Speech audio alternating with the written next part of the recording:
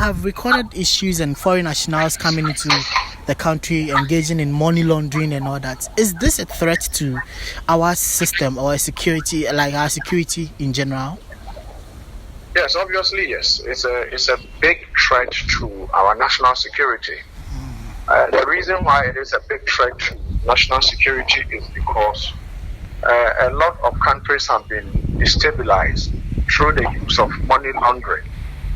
They launder the money, they've gotten ill-gotten monies are laundered. For instance, money from the sale of drugs, from the sale of illicit firearms, from the sale of anything contraband, anything illegal, and sometimes through corruption money, ill-gotten money are laundered.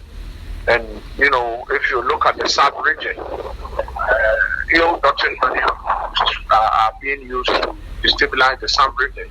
Take Burkina Faso, Chad, Niger, the list, is on end. So yes, it has huge security implications for a country like ours, where one can safely say we are,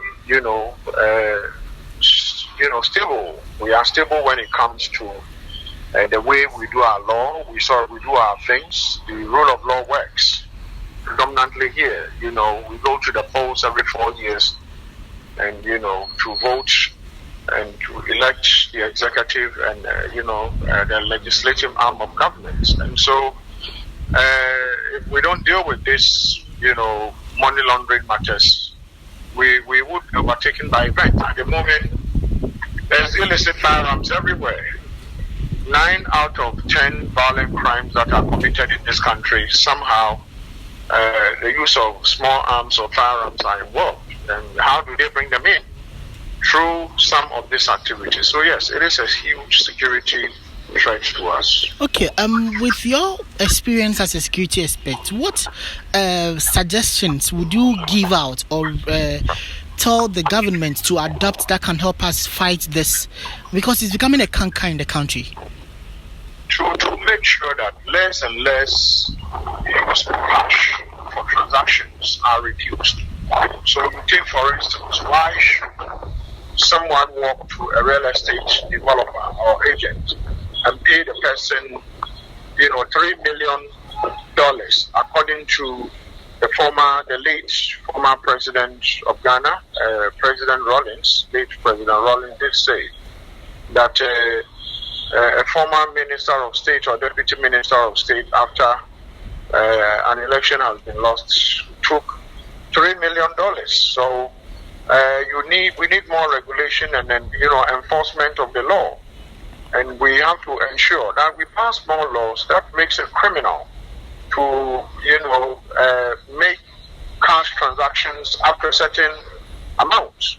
So once all these things are done, if you have to make a payment, I have to pay the money through your bank, and I need to say whether I'm buying something from you or I'm providing you a service, or I owe you some money. There has to be a reason for which I'm receiving money from you or you are collecting money from me. If not, the Bank of Ghana will flag it, and the money, the person paying and the person receiving are punished. And if the law doesn't work, what happens is that we end up, it becomes free for all. Everybody does what wants, and that is what is happening at the moment. You go to the airport area, go to Tudu area, and all these black marketeers, those who market foreign exchange, they are at the airport. They are everywhere. They are selling. So you give them $100 bill, and they change it for you quickly.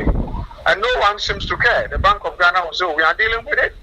So illegal trading of foreign currency, instead of going to the forex bureaus, Ghana is one of the only few countries to walk into a forex bureau to change money, and the forex bureau owner will take either the cedis or the dollars from you without registering your details, without noting down the serial number of the money he's collecting or is giving you. So you take the money and you are gone. Counter. Nobody takes any information from you. So we need more tighter regulation, and apart from the regulation, more tighter enforcement of the anti-money laundering laws. If not, it's never going to be it's never going to work. And so what you are seeing, it is what comes into the news. But what doesn't come into the news is so much, Okay. Yeah.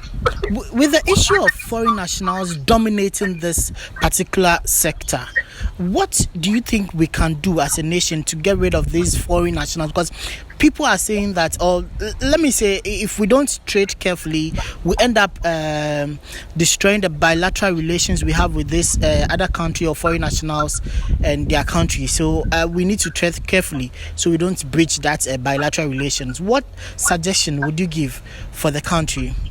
An illegality is an illegality. There is nothing like treading cautiously.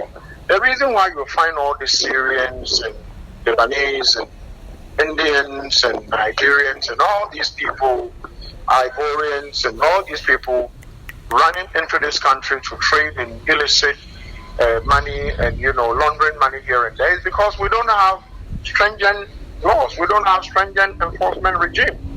And so they find, I just left, an engagement with a small arms and, a light weapons commission, where there's a new bill that is being put together for small arms and, money laundering law to change, certain things. And, in all indications, these people are here because we don't have, the laws are not, are not stringent enough, and the enforcement aren't also stringent enough. Because you can't say you are a Lebanese, you are coming from Lebanon, you are coming from Syria, from Egypt, from India, from Pakistan, and you come here and say if you break the law in your country, you will be punished. But if you come here and we punish you for breaking the law, then we will be breaching a certain bilateral relationship we have with the country you are coming from. No, international relations doesn't work that way. We are free to deal with criminals and those who come into our country to perpetrate criminal acts here. And so I do believe that wouldn't be an issue. We arrest them, we deal with them. Just like they arrest us in the US, in the UK, in India, in Pakistan, Nigeria, wherever Ghanaians are, if we commit crimes, we are punished according to their laws. So I don't see any breach of any international convention or bilateral relationship with any of this country. In any case, we are the host country. They are visiting us or they are here to work. And we know that most of these people get this money. They put them in, they transport the money in so many different ways outside this country.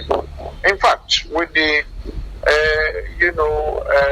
connivance of some of our state agencies and some individuals who